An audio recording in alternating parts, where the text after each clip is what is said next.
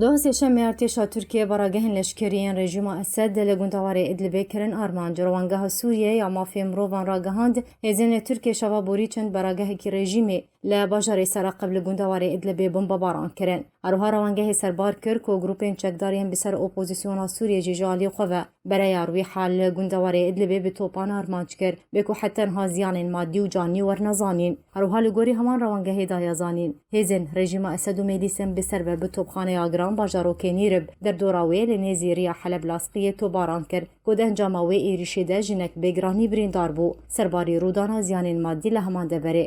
ڕەوەنگەهی سەربار کرد کۆ çekdarên rejîmê هەروها بەڕاگەهên grûpên çekdar lê bereya Rwîha li başûrê Idlibê Keferawêd, Sfohin, Ftîra lê çayê Zawiyê armanc kirin. Dazanîn jî ku gundê Mecdiliya derdora Erîha jî rastî êrişin tund ji alî balafirên şeriyên rejîmê ve hat û di encamê de ziyanên maddî rûdan.